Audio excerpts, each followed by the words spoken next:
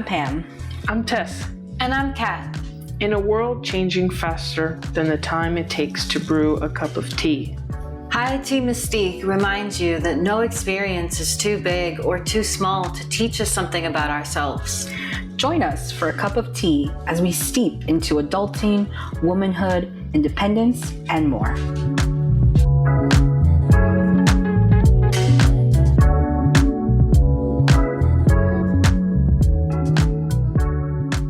Hello, everyone. Welcome back to another episode of Tea Mystique. This is actually our second run through recording this video, just for some transparency and honesty here. It's been quite a challenge to figure out a audio and video setup, but you know what? That's all about the learning process, which is super relevant to today's topic because we're going to be talking about growth. So growth can look a lot of different ways. Most commonly, you probably think of like plants growing or moving upwards or moving forwards. So we'll get into all of that in just a second. But I did want to give a quick shout out to some of the people who have been helping us with the podcast, especially my friends who helped us with the logo, Strange Creature Ari, and also my friend who helped animate the logo, Teresa Pinney, and my friend who did the music for us, the lovely music that you hear in our intro and our outro, Chris at Sun Sola. He actually has a Spotify account, so if you'd like to follow him and listen to his music, he makes really good beats. And of course, to my very good friend Alex, who's been helping us figure out all of this setup. You might see some sneak peeks of him operating in the background. But with that, we'll get the episode started. And today we're going to be drinking some yummy tea. So Caitlin, can you tell us a little bit about the tea we're drinking? Yes, I would love to. And hello, everybody. Welcome back. It's great to be back with you all. And as Pam said, this is take 2 for growth, and there's nothing but growth ahead. Yeah. So the reason why we've selected today's tea is because, as Pam mentioned, growth can be so many different things, but one of the most tangible ways that we look at growth in the body, right, is muscular growth. And so we've chosen to drink tonight a rooibos tea. This is a rooibos tea that incorporates a little bit of blueberry and red currants. So rooibos is a South African shrub.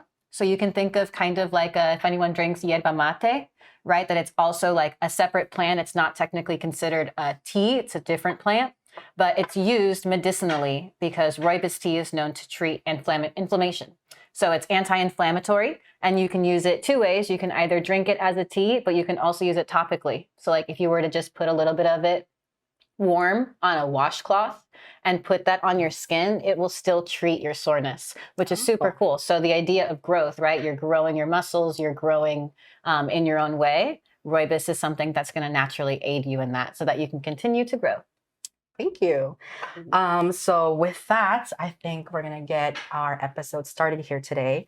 And as we mentioned, growth has a lot of different ways that it can look like. So the first question that we're going to start off today is, what does growth look like for you? And I think I'm going to start us off just because I've kind of preluded to this a little bit earlier in the episode. So this is our second take of this episode.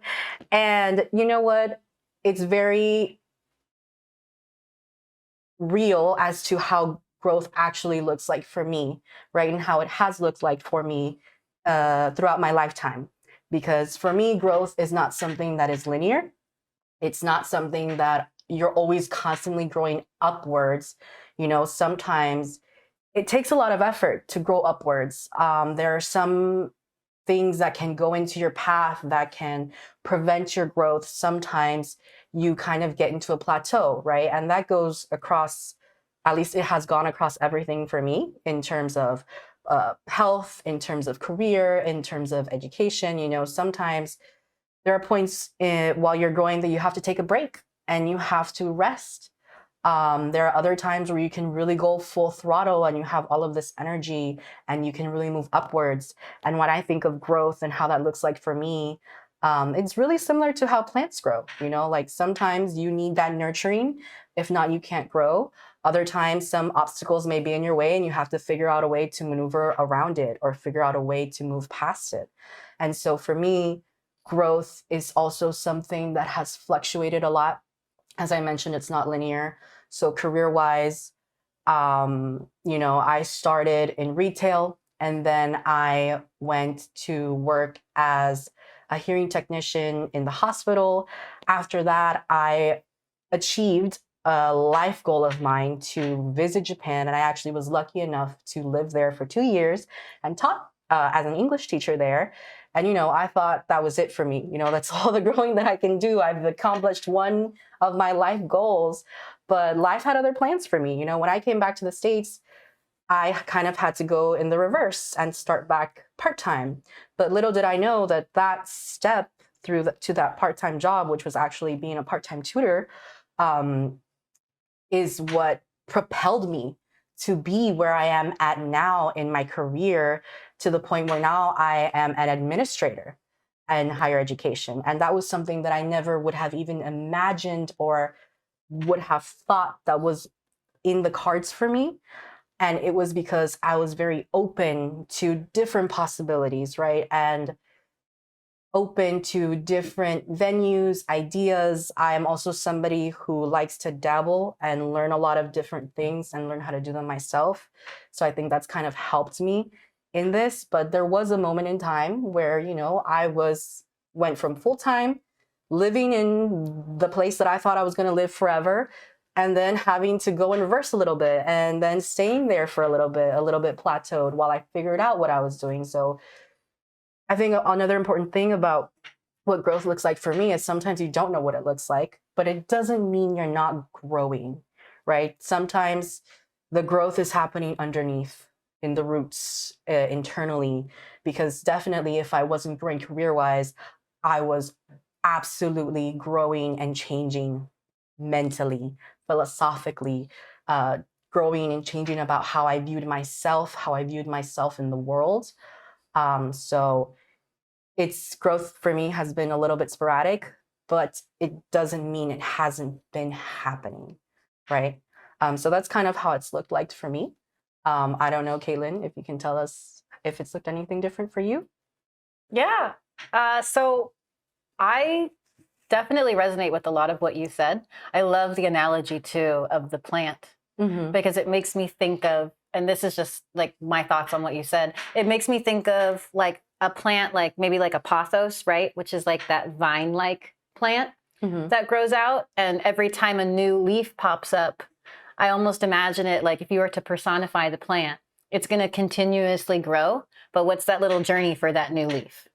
Yeah. Right? It's kind of like it's going to observe its surroundings. It's going to take a look at all of the leaves on its string, and it's going to look down at the last one that's the oldest one there. And it's like, well, if this one's still hanging on, like I've got a good life here.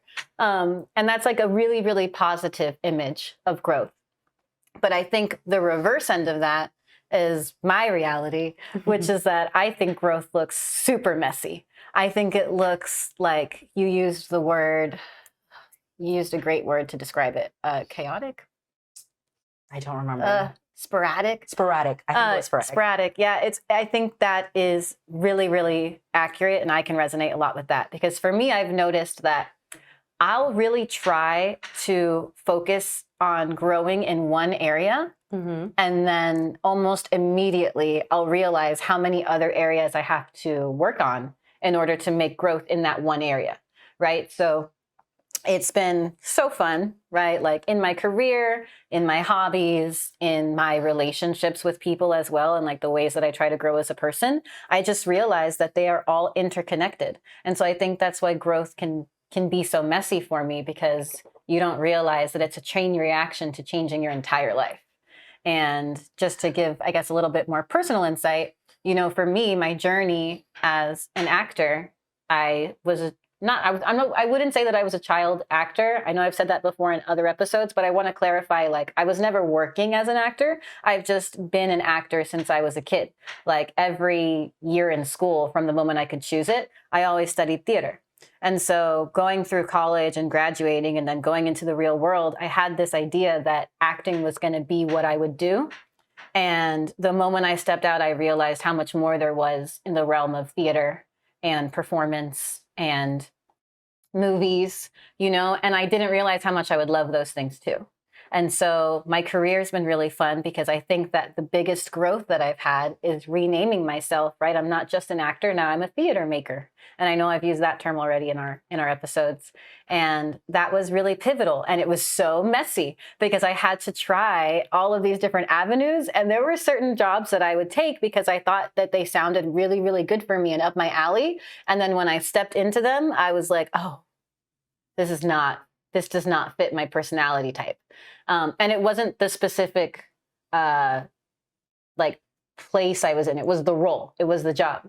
And then in my personal life, I feel like growth has been so messy because there's just so many different outlets.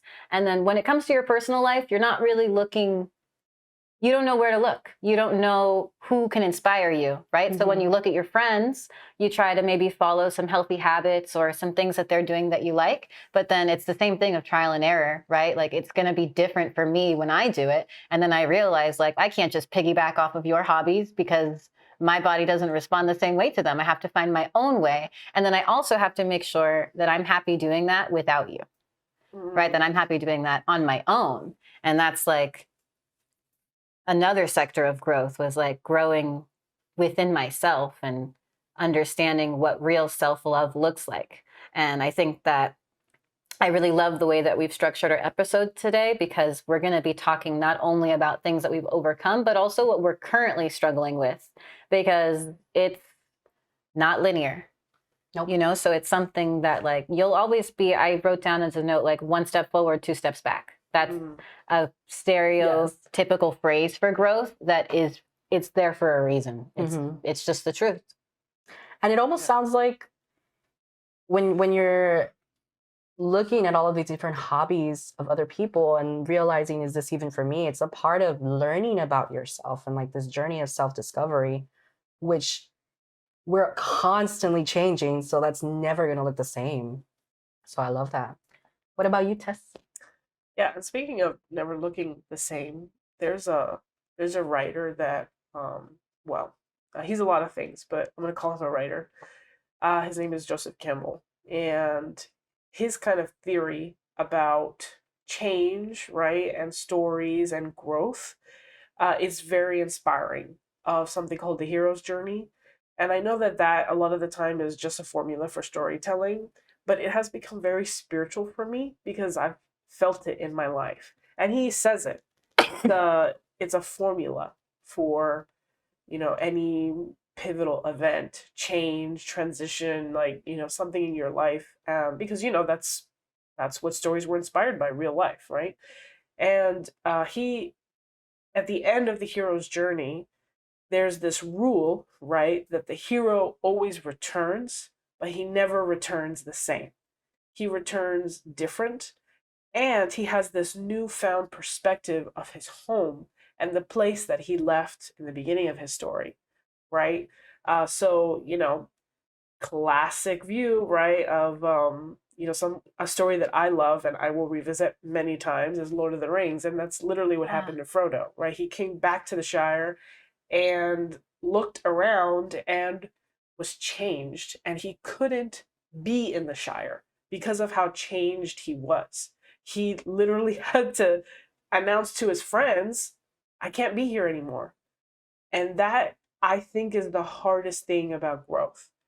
Telling people that you love, telling people that you've spent years with, I can't be around you anymore, or this isn't for me anymore. And that is, I think, what growth looks like to me. Shedding things that were you, note the use of were, Right. and finding the things that either present are you, right, or will be for you. It's a lot of shedding. There's a lot of shedding happening. I'm sure you guys are probably thinking about Lord of the Rings and thinking about everything that Frodo gave up. He was quite literally giving up his sanity, right? His second breakfast. Yeah, second breakfast. He was giving up a lot of things, and again, like, that's leaving home, right? Like, how naive is it, right? Like, they're on this perilous journey and they want second breakfast. Yeah. I'm pretty sure there's no such thing for Frodo anymore when he gets back to the Shire, right? no such luxuries. And that's growth. That's growth to me. It's I think it very much plays on what you guys are alluding to, right? Which are parts of the story, right? It's very messy. You fail, which by the way is also part of the hero's journey. You fail. Like the hero always fails the first time, and he goes into the belly of the whale, right? And he has to reevaluate and come back and find, the ultimate resolution or the courage to confront, right, the conflict once again. So I think that formula is the epitome of growth for me.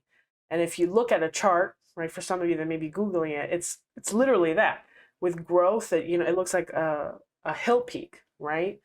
Growth comes up, but it comes down, right, to almost allude to something else that's going to change again, right? Like a sound wave. There's always going to be peaks and, valleys of growth. Yeah. Which is what you guys are saying too, right?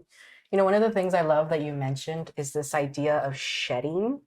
And it's like a transformation, right? Like you're changing, you're constantly evolving. And what really resonated with me is the bittersweetness of growing and expanding your perspective and having to first admit to yourself and then admit to those people that you love that things have changed, things that you have prioritized in the past are no longer a priority for you. And I have had those experiences in my lifetime with people, especially people that I truly deeply care about. And it's amazing to me when it's really difficult for them to understand how people can change, or when people they usually come up with that response as, oh, you've changed, you're a completely different person, I don't know you, as if it's a negative thing. Right. But when you look at those people, the people who are usually saying that have been in a constant in their entire lives, Mm-hmm. and they refuse to change or to look at things differently. Right. And It scares them a little bit, right? Like it's Yeah. almost a fear response. Like, why are you different? I wanted you to be with me, Right. And it's, and that's almost like them projecting fear of themselves and how they're scared to grow and how they're scared to grow out and expand and Yeah. learn new things. Scared of the unknown, right? Scared of the unknown. Because growth is very scary. That's that's the whole Yeah. part. You don't know when you're going to go up. You don't know when you're going to go down. And something that I want to emphasize before we move on to our next question is, you could, as quickly as you could go up to this big pivotal moment in your life, in that same instance, you could just go as deeply, if not more, down. Don't take the highs for the highs and appreciate them and be grateful for them. But also, if you're at your lowest, like, don't think that it's gonna stay there. There's no way that something can stay the same for that long. Something's gonna eventually change about it. Okay, so the next question, which kind of, I think, leads in really well with what we were just talking about, is what's a key that triggers or has triggered growth for you? So we've just talked about how some people may not choose to grow. So maybe there's something we can help them with in terms of a trigger. So Tess, I know you just talked, but how about you start us off with this one? Yeah. Can I also just say, Yeah. You sound great. So if you want to share why I just said that. Yeah. Thank you, Kat. Thank you. I think a trigger, right? A trigger of change. A trigger of change, which I'm going to cheat. I'm not cheating, but I am going to use a formula again of the hero's journey, right? And by the way, there is a heroine journey as well, and it's different, but there are some parallels. So in both, actually, there is this what's called, kind of this call to action in the hero's journey. For Frodo, that was like, the ring is yours and we got to destroy it. So you're coming with me. Or something as simple as, we need somebody to cover this shift, and you're the only one here, so you're staying. Mhm. That there's even like, of course, and everybody's like, oh, trauma. There's those mundane things that, which I agree, right? They're very, they're painful in a way, but they are changes to our day to day, which is to say that growth starts in the mundane. It starts in the very vital, in the very important, in the very necessary. Right, which, if you need to work a shift, that's necessary too. So you see they cross over, and there's always a welcoming for me to the change of my daily routine. I do like to do things differently. Now, don't get me wrong, right? I'm not, leaving work, clocking out, and then going like surfing every day or anything like that. But I think even the small changes where I'm not gonna, go home just yet. I'm gonna go to a bookstore, or I'm gonna check out. I'm gonna take the long route. I'm gonna take the scenic route. Things like that that are triggers of change for me. That, by the way, have always gone back to my mental and philosophical growth, which is what you were alluding to before, Pam. Accepting that whether or not I'm with somebody, right, I have control of what I do, right? And I know that's silly, and to say it out loud, it sounds really silly and obvious, but I think people forget that sometimes when we are tied down to, things that are, again, also necessary and part of our routine. But if I can afford to just not ignore, right, that same flyer that's like, trivia night, at Books and Books, I'll do it, right, at least once. And by the way, I did go, and it was an amazing time, and I won. Hey, that's Yeah. right. Yeah, congrats. Yeah, for yeah. that. The winning question was, who was the first Hispanic woman on a postage stamp? Do you guys know that? No. You Not a guys clue. know? Yeah, it's Frida Kahlo. Oh, Wow. period. Period. Yeah. Frida Kahlo. Frida. One on Frida, man. Yes. I felt so badass. That's awesome. Awesome. Yeah. So, and I was very glad for, the interruption. And I know even interruption is a negative kind of connotation, but I see it in a very positive light right now. I got to, kind of be out of my comfort zone and make friends and get to know people, and it was a beautiful time.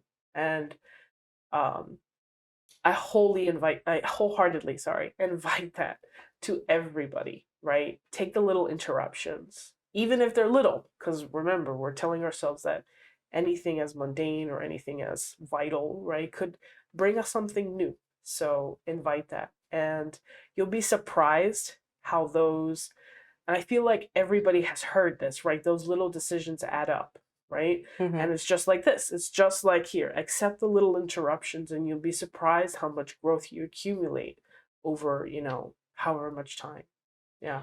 Yeah, and even like, in terms of cutting up your mundane, a lot of the times I find people who stay in their hometown, they don't even explore it. They're not really a tourist of their own hometown.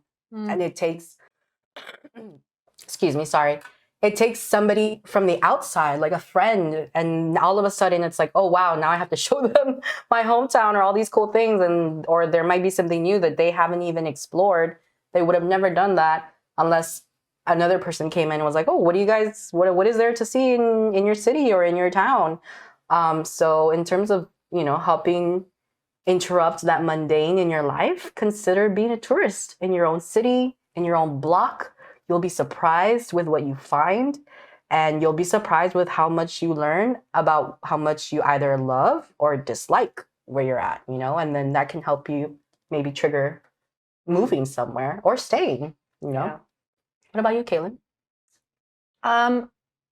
I actually think that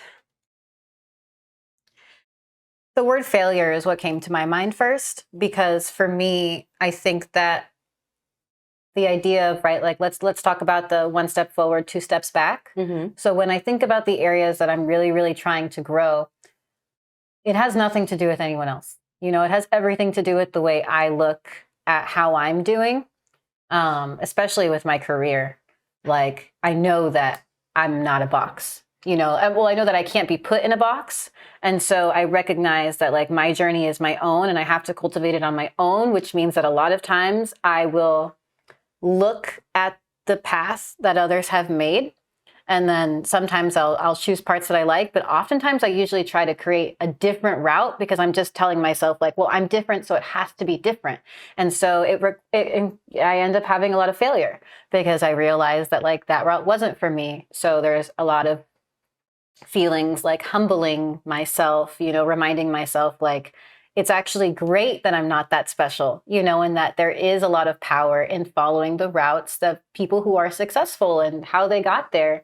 And so that's why I say failure. I think that like I had to develop I'm still developing a healthier relationship with failure because I have to remind myself that it just means that I really care about what I'm doing.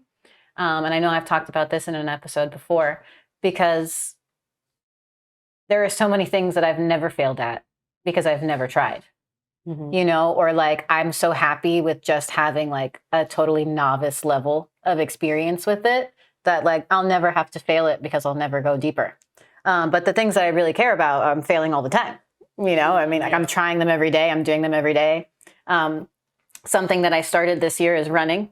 You know, and I had to like really humble myself because in like growing into long distance running, you think that like, oh yeah, this week I'm going to do this many minutes per mile. And then next week I'll be able to shave off like 15 seconds. No one can do that. Like that's not possible. And if you do it, like you pay the price, right? You end up still failing yourself because, okay, sure, I ran 15 seconds faster today, but I can't run for the next 3 days because I'm sore as hell.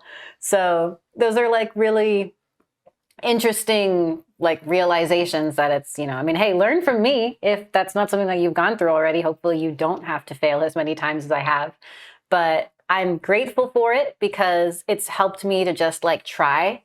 And, you know, the idea, right, that successful people ask a lot of questions because they have no fear in their knowledge and what they know. It's that same idea. You know, I want to be that person that like I have no problem admitting when I'm wrong or when I messed up because like I'm going to get it right next time, right? You know, like that's where the real like self awareness comes from is like, well, I know that I fucked up this time, but next time I'm going to work harder to not get that again. And if I do, well, it was for a different reason, right? Like maybe I still didn't get it right on the nail, or hit the nail on the head, but I got a little bit closer, you know? So again, 1 step forward, 2 steps back.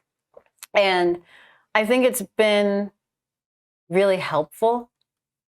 Also, I love what you were talking about doing things on your own, because I love that. I love building that relationship with myself.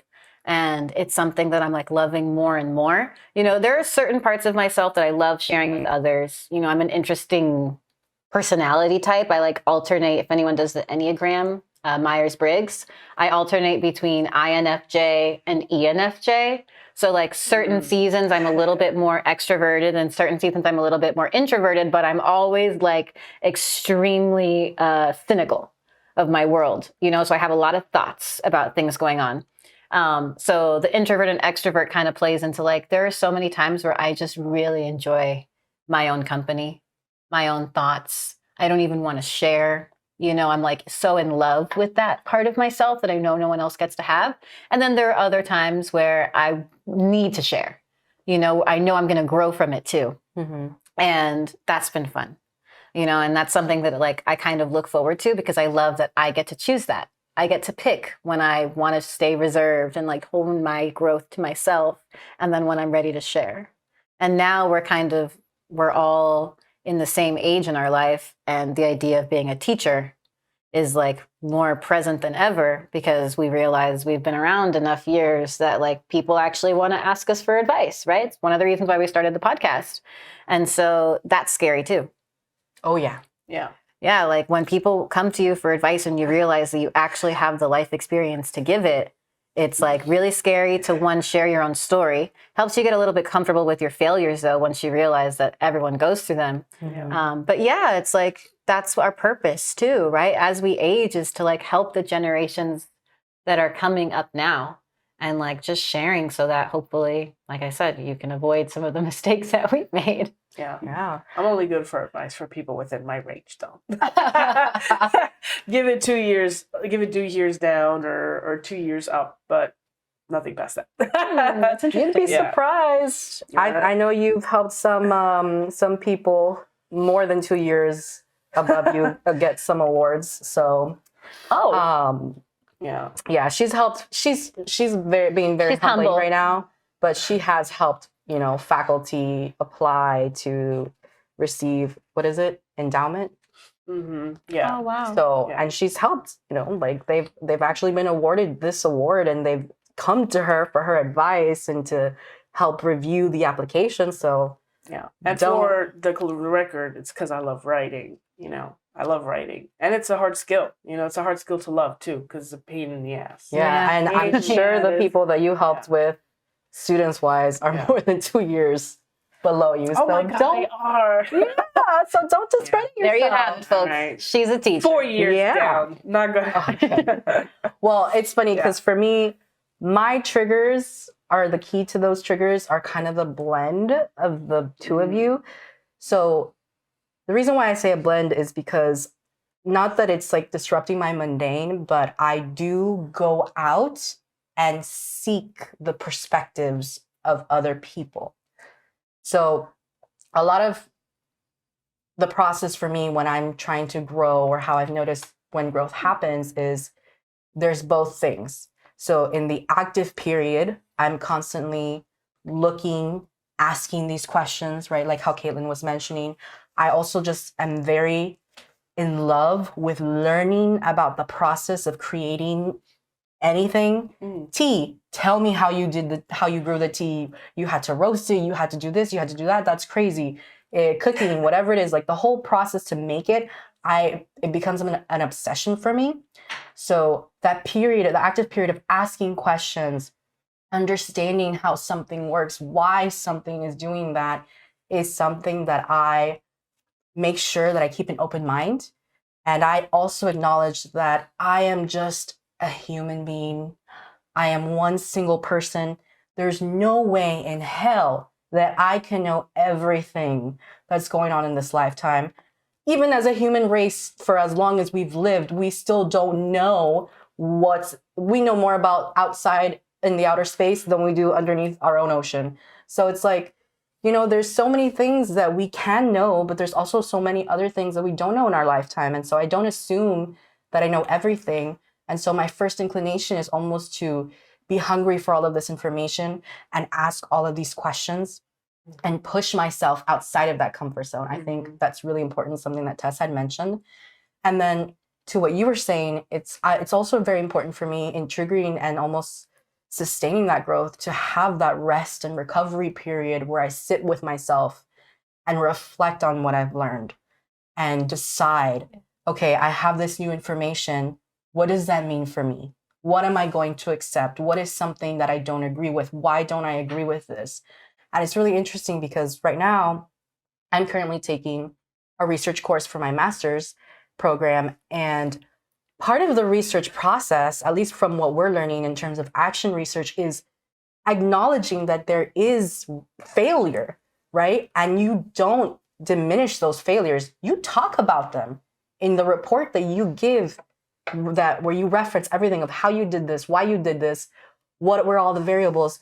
You also talk about what's missing with everything that's been talked about in this research. What are the gaps in the literature? If something went wrong in your action research, or if there was something that didn't go as planned, or you didn't get the results that you got, what are the possibilities that gave you that outcome? So it's not a dismissal of your failures. It's really looking at it, assessing it, under a magnifying glass, and understanding why did this result happen, so that you understand what you have to change, what you have to modify, so that the next iteration of that becomes a little bit more successful, or you understand exactly why that outcome was given and understand the problem maybe a lot more clearly. or the solution a lot more clearly. And so I think all of that is super important, right? Growth doesn't always have to be something positive comes out or what you wanted is what came out. Yeah. Growth is everything. Anything can trigger that, especially the failures, and learning from it and accepting all of that and understanding what that means to move outward, upward, wherever, just more expansive, I think is key for me. You know, it's not limiting yourself. It's really easy for us to limit ourselves within specific boundaries, specific standards. We are human. We have one lifetime to live. Go explore, go expand, go fail, go fall. The only way that we learn how to walk is because we wobble and then we fall back down and we say, okay, we got to be a little bit more sturdier when we're learning, you know? So don't be scared to try different things, to even stop and take a pause. Sometimes it's a lot of information and it can be very overwhelming to have, because sometimes people will just be talking to you, right? Or people will be saying, you should be doing this, you should be doing that. There's also no shame in taking a pause and reflecting, as long as you're thinking about it, right? You're not just moping and just wallowing in like a self-pity sort of thing or feeling sorry for yourself. If you need time to relax, take a break, but then reflect on it, right? What is this change that you want to make? Why aren't you growing? Why aren't you expanding? If you're not growing in viewers, if you're not growing in your career, if you haven't figured out what it is that you want yet, why? Have you tried different things? You haven't. So maybe let's try those different things. You know, I think especially our generation specifically, we were really pushed to go straight into college. As soon as you're done with high school, straight into college. Doesn't matter what you do, find a degree that is going to make you a lot of money. And so unfortunately, I've found that in my lifetime. Theater major over here. Yeah. But yes, make it, ultimately I got some backlash from my family for it. So right. But that's your passion, you know? And I feel like a lot of us from our generation, like millennials to a little bit above and below, we were just we were just pushed to education and a college degree without really understanding ourselves. So take the time if you need it to explore, learn about yourself. You'll be surprised with what you learn. And I think I'm going a little bit to our next question. wait, before you do, I did want to comment on you saying that growth is everything. Because immediately when you said that, I thought, yes. And I also thought of Everything Everywhere All at Once. Yes. I know. Perfect movie. I love that movie. Deserved everything. Please watch it. So the only thing I'll say, controversial, I don't know if Jamie Lee Curtis deserved it, but I love her. I just thought her role was very minor. But she was incredible in it. But anyway, that's the topic for another time. Probably another podcast. So that movie, one of the first things I thought of, and I'm talking like the second scene, right? Like the moment that we have the first conversation with the mom and daughter. Spoiler alert, by the way. So maybe like fast forward a minute or two if you don't want to know this. But I knew that that was what the journey was. I knew it was the journey of the mother seeing her daughter and accepting her for who she was. Mm-hmm. But I was still so in to see the journey. Yeah. You know, and to like see this mother like have to battle her own vision because her vision was just blocked. You know, it was something that everyone around her saw and it was her journey. And so she needed to go on that for herself and like learn it in her own way. And I think that that's why reflection is so important. Yes. Because she was never taking the time to reflect on her life. Yeah. You know, this was the one time where she was being literally thrown into the metaverse to finally come to terms with this, you know, and in a loving way. Such a great film. Yeah. I think another important thing is time. You know, time has been said a lot in the past couple of minutes. And I think as well, sometimes time is what you need to grow. Sometimes... I'm just realizing it's repeating even when I'm trying to explain this. Sometimes there's there's this need to leave, right? Just like Frodo, right? Just like Kat and telling her parents, I need to study theater, right? I need to leave your dreams, right? Yeah. And there's there's a saying actually that a friend of mine told me today, right? Who said, when I was 28, I was a baby. And I have grown up so much from that. And I'm thinking to myself, like, I'm 28. So but I thought about it and I was like, he's right. Things change so much if just given the amount of time. I mean, I think I've learned some negative things about my own actions, even from when I was 20 years old, 19, right? Um, and I was actually just thinking about that coming here today, like how like was actually I had a friendship, right, which was lost, right, in my first years of college, um, because of how much change I had. And I was even thinking back to it, like, man, I kind of regret like saying this to her, or I should have understood that because I understand it now. I didn't know or have this perspective or have this foresight, right? That for 20, 21-year-old Tess, right? To me, she's the baby, right? And in a couple of years, I'm going to think the same thing of my friend here. Like, yeah, 28-year-old Tess was a baby. She didn't know anything. Yeah, exactly. Baby. Yeah. All right. Okay, so now that brings us to our last question, which I feel like we've kind of dipped into a little bit, but that's okay. Caitlin, we'll start with you. How have you handled, or how are you currently handling stumps in your growth? Ooh. Yeah. So I'm going to take it from the present perspective. Okay. So I'm currently handling some stumps in my growth. And it's kind of because, I'm an actor, right? Well, that's the thing, right? Is that I got into this industry thinking that I was an actor.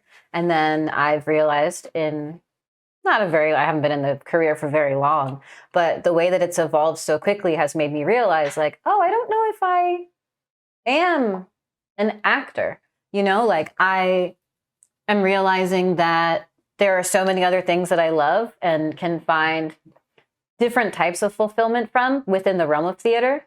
And it's like kind of a stump because it's really just that idea. And I know Tess has mentioned this before of like that dream that you had when you were a child and like wanting to live up to that dream. And then when is that moment where you realize like that's not going to happen, So like forget about it. Yeah. And it's not that I don't think that me being an actor is going to happen because I recognize that I can do whatever I set my mind to. It's more of like, is it something that I still have that same passion for, And it's really just about I have passions for so many other things. And so the way that I'm kind of handling that stump is like rather than kind of going even deeper into it, I'm recognizing that I think what I just need is a more well-rounded experience in life. Mm-hmm. And so I've been handling it by finding other ways where I can kind of get that same boost of serotonin that acting gives me. And so that's why I mentioned running. Like running has been so pivotal for me because it's like one of the first forms of exercise that I can do with full pleasure. Because I was like a weight training girly. I don't know, Pam is now. Hey. Yep. And that was something that like I loved to do because I loved the results from it. Mm-hmm. But I was never really like addicted to the gym. Like I never felt like, oh, if I don't go today, like I'm missing something from my day. I'm feeling that today. Period. There you go. Like if I felt that, it was very fleeting. Like I wouldn't feel it for more than like a month or so. But it was really hard to find something that like would really sustain my interest for longer than a season. I was always that person. Like I would do something for a season and fall off. And it's so incredible to finally find something within my fitness specifically, because fitness is so crucial, to our wellness. And it's been so amazing to find something that like, I don't see myself getting tired of it. I actually see myself just wanting to do it even more, which is like, whoa, who is she? And I'm so happy for like all of my running friends who are listening to this because like they're such a big reason too, like Mm-hmm. community. Yeah. Because another way that I handle those stumps is like just staying in with my community, and also like within my theater realm. Mm-hmm. Like even though I'm struggling a little bit right now with this idea of like what type of person am I in my craft, like That doesn't stop me from going out and watching theater. That doesn't stop me from like, giving kudos to my friends when they're in productions and like wanting to support them in any way that I can. That doesn't stop me from seeing film screenings and still auditioning too. Like I'm still doing it because I still love to do it. There's just a couple of other things that are going on in my brain right now and that I would consider stumps. And they're not feelings of like, you're not good enough. That's why I know it's really something that it's evolving into something else. And it's exciting. And I think that the reason why I'm in such a healthy place with it now, as opposed to maybe how I've been in the past, not necessarily with acting, but just like other areas of life, finances is a good one, right? Kind of like realizing that my finances this is my life.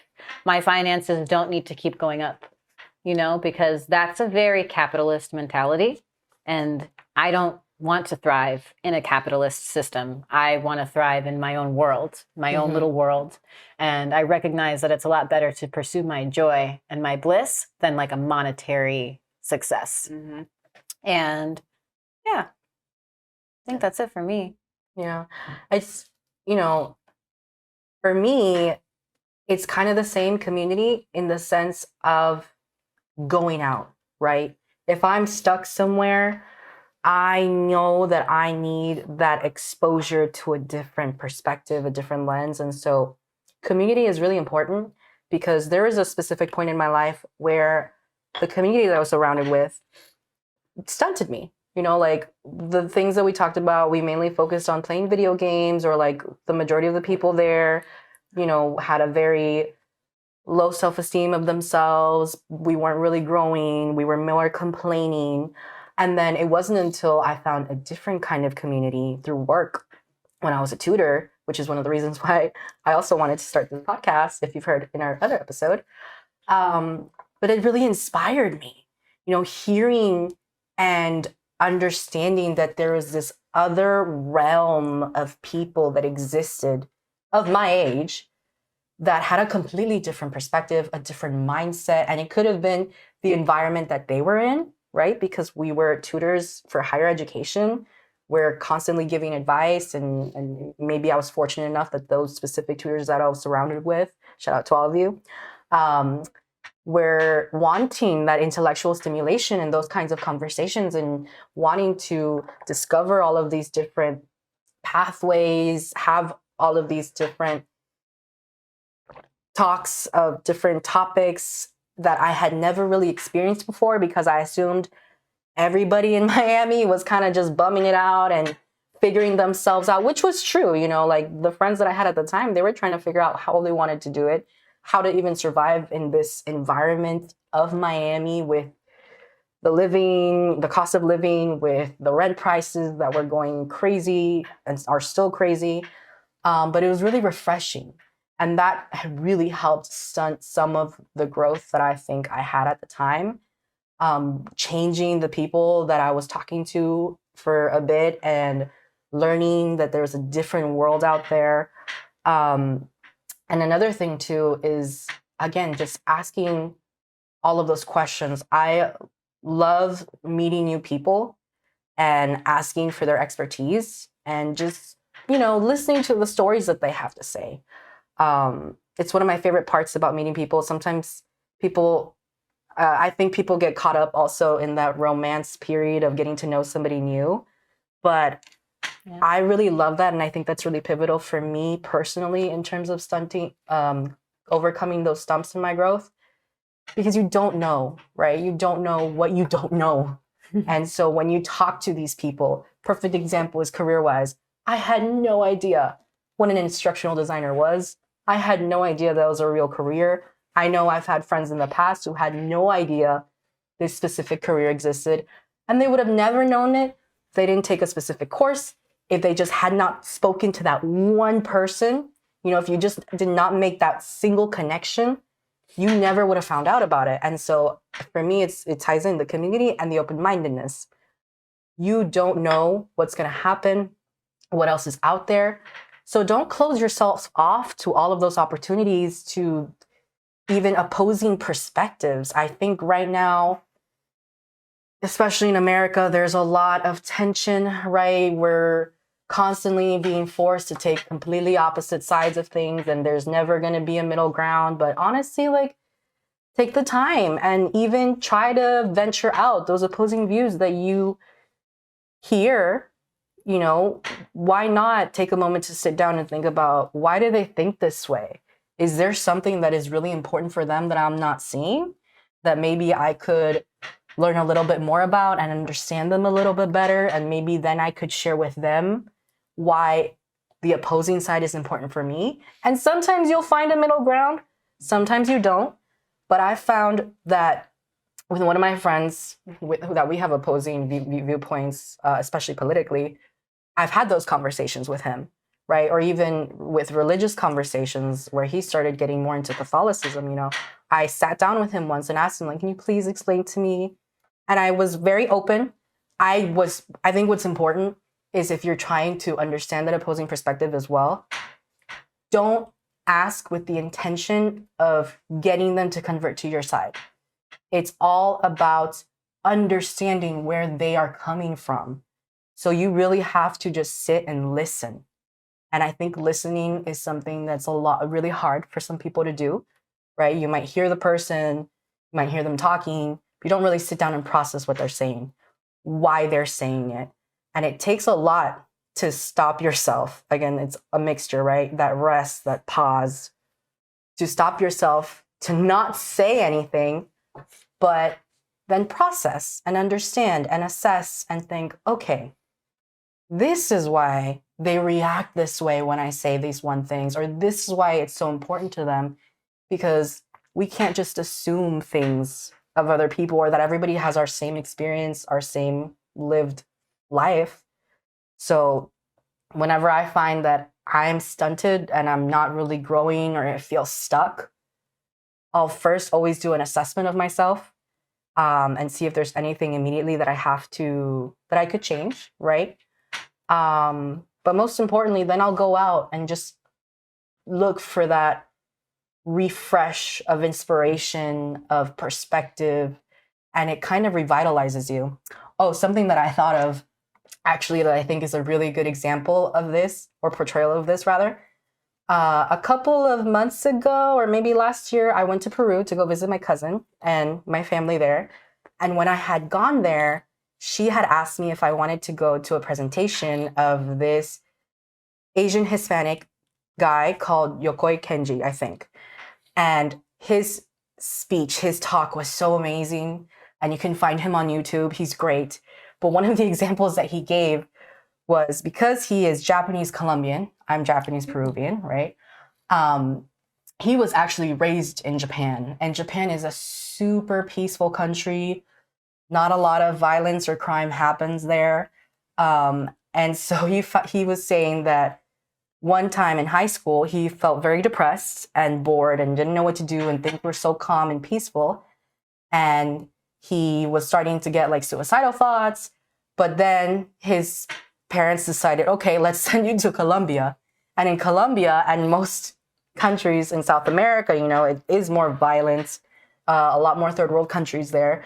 And that jolts the different experience that's so opposing, where he had to like now be attentive and almost like make sure nobody tries to steal him or rob him, or even like try to shiv him or anything. Like when he came back to Japan, he had like a whole new life about him. And his friends were like, whoa, what happened to you? He's like, oh, I went to Colombia. I almost died. And his friends were like, okay, you're crazy. And when his other friends were feeling the same way about him, like how he was feeling depressed and all of that, he told them, go to Colombia, go almost have a near death experience. And then you'll have a new appreciation for life and feel revitalized and stuff like that. So sometimes it takes something drastic or something different to what you're currently doing to get you to see life in a new light, or figure out ways, new pathways where you can grow, you know? So don't close yourself off to those opportunities. Yeah, and the difference, I think, between like his story and pretty much like any of our viewers is that he was thrust into that, but we have the power to do that to ourselves too. Yeah. Yeah, absolutely. What about you, Tess? Yeah. Stunts in my growth. What do I do with stunts in my growth? When my growth is stumped, I I tend to think about pausing because I think we do that naturally. Meditation was a really helpful practice for me in my early 20s. I was fortunate enough to have really good friends that brought me to meditation circles, and we did walking meditation, and we did eating meditation that exists, laughing meditation. I'm sorry, not laughing meditation, laughing yoga, right? And that was really uncomfortable for me, very uncomfortable. Now I love it, right? I feel really at home with those practices.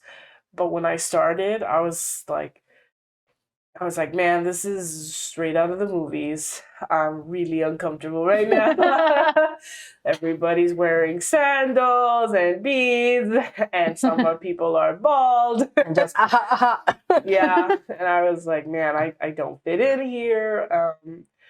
But community, right? We've been saying that community and love. I think that's important when you're talking about community.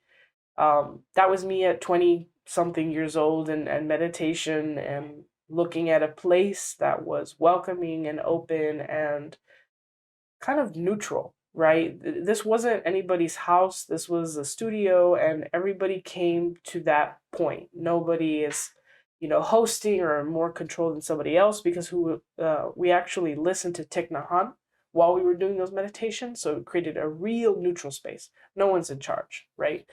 And that was really changing for me, and growing, I should say, grow valuable for me.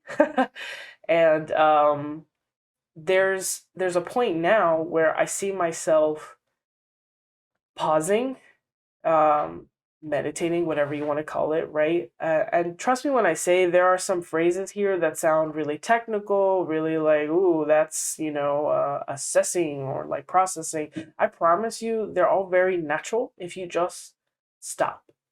It's really surprising how the brain just naturally does that. Like, no one really taught me how to do that. Somebody just told me, how about you take a break and just stop looking at this for a little bit, or stop thinking about this for a little bit. And again, right, let time do its thing. Let your mind do its thing. Let your mind think about it, because our organs and our bodies are very intelligent, and they have this natural way of kind of conjuring the exact environment you need, the mental, and I'm also fortunate to say that my body does that, because I'm actually thinking about friends who I know their body does not do that, right, and they need a little bit more help, but they're still doing it, and that's the brave thing. So I'm so fortunate, right, to have the space and to have the ability to pause and just let my mind start doing its thing. And I will admit as well, like, to my friends out there who maybe their mind plays tricks on them, my mind does as well. But I'm really thankful for those practices that paused me and said, wait, hold on, unwind. This isn't what we want to think about. And sometimes with, like, good yeah, love, right? Love. Time. People who love you Time. will come back, right? And who will teach you, right? And be that reminder for you. So, their voices also work in your head, right? So that's definitely a stump action for me. Always pausing and, letting my mind start doing that reassessing and processing, maybe even to a fault. But it does do it. And you'd be surprised how, you want to call it meditation, fine. You want to call it just, you leave work and you get in your car, just take an extra 5 minutes to just sit there and think and breathe and do 5 breaths. Maybe 5 minutes is too much, right? But 5 breaths in and out.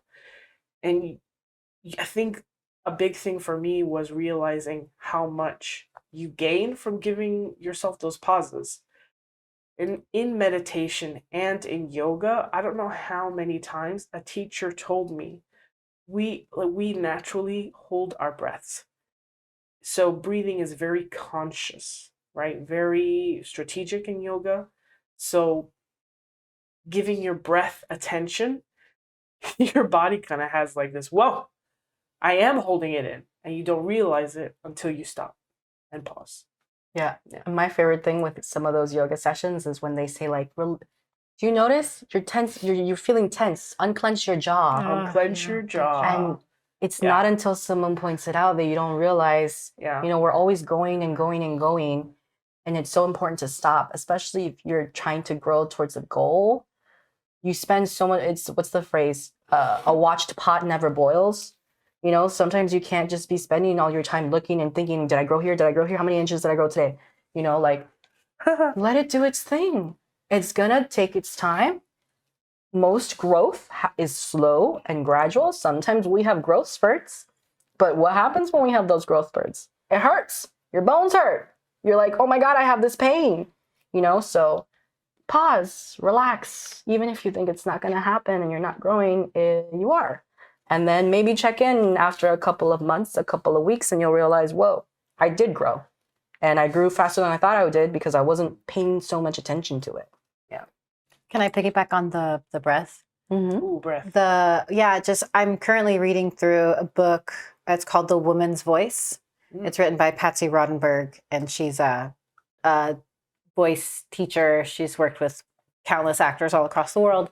And one of the most interesting things about her book, about all of her books, she talks about how that shortness of breath that we forget to breathe starts as children when we're being taught by our parents not to do something, because inherently we breathe perfectly. Aside from how you mentioned that there are people who are born who are not able to, but the majority of people who are born in good health, we breathe naturally, right? In the healthiest way for our body. But we're taught to stop that breath when we're taught that we're not doing something right. It's always connected to the breath. Right. Everything comes back to breath. But particularly for women, because women, and this is a generalization for somebody who's grown up with the ideal that women have been raised in up until pretty much the 21st century. So for women, because we are told to be a lady, and we're told that sometimes we can't express our opinion because we won't be seen as a lady. And even if we're not being told these things today, we were still told these things as young children. She talks about how she's had to work significantly longer with women to unlock the full power of their voice. And that naturally in the room when she's working with people, it's more likely for a man to come in and be much closer to kind of like having that full potential of their voice, that power, that vocal power, which is all in the body, it's all anatomy, but it's psychological. And they have to tap into that and work through that because it's so much like removing the layers of where it started. And it always starts from very, very young. I would love to do an episode on that topic specifically. Maybe we can bring some of our male friends and include them in the podcast and kind of bring that perspective in. Let us know. Maybe comment on a post that we make about it and see if you guys would be interested in that. Where are you, male friends? Show yourselves. Come here.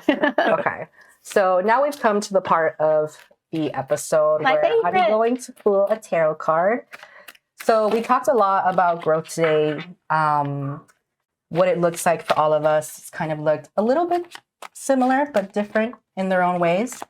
Some ways that we can trigger that growth and some strategies to maybe even help come over some of those stumps.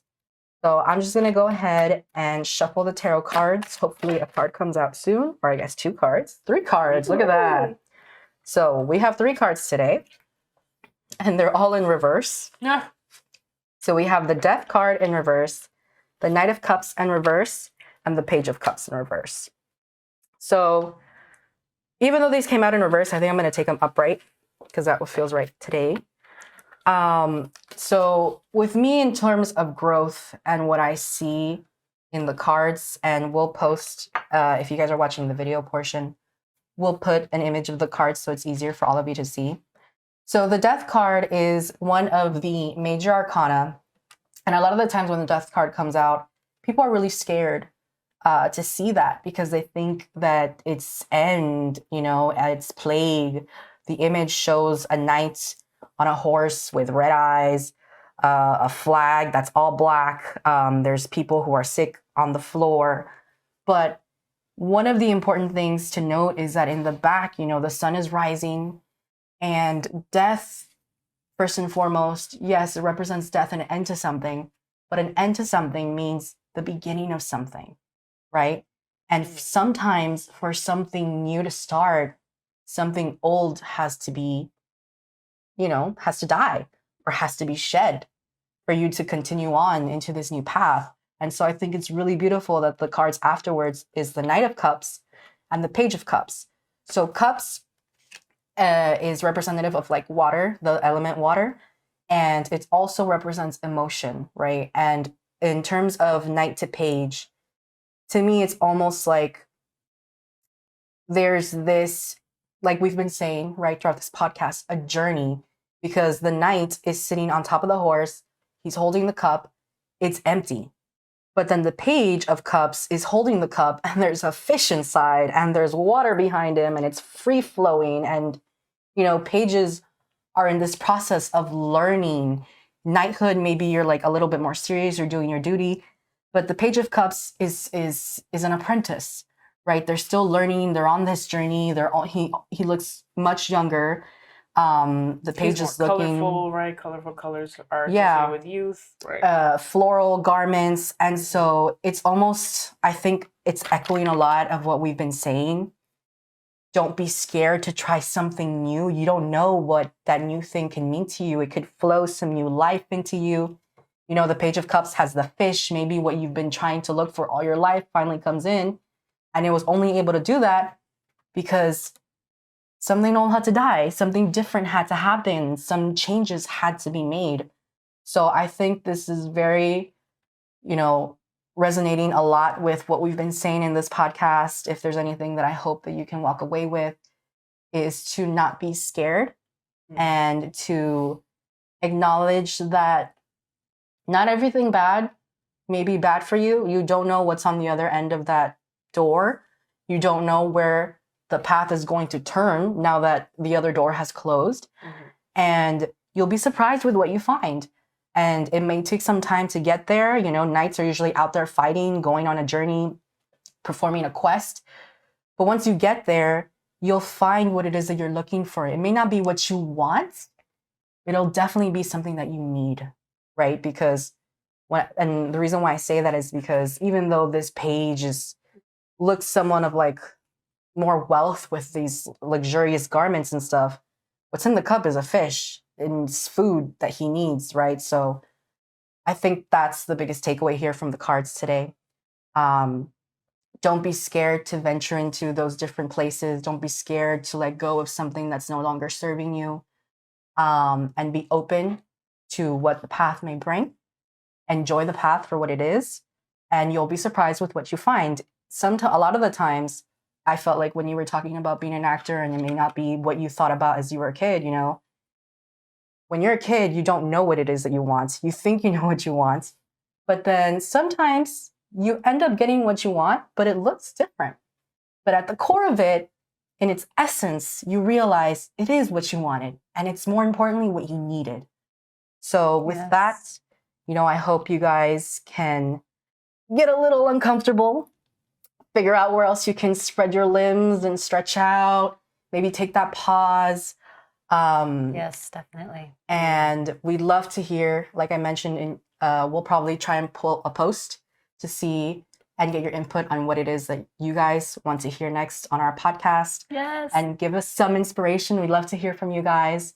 So until next time, we loved having you here. And thanks. Just a quick note before we end it. Since this episode is about growth, we thanked everybody in the beginning, and I'd just like to thank everybody again. There's no small irony that we're talking about growth, and we really want to thank the people that helped us grow as a podcast. And that includes our sound engineer, that includes our animator, our musician, right? And that definitely includes the people that we love that have brought us to this table. And I'm especially so thankful for people that have helped me grow. So thank you all. And so much love. Yeah. And thank you to all of those you guys that are listening and supporting to us. Yes, it means so much. You have no idea. It's like our last episode, 2 episodes ago, we had the release on motivation. And I think that when we finally put out the podcast, it was like, you know, we talked so much in that episode about how difficult it is to have motivation. But right now we are really rocking in that feeling of being motivated. And like, it's so much because of you all and the fact that you're tuning in and listening to what we have to say. Yeah. So, until next time. Bye. Bye.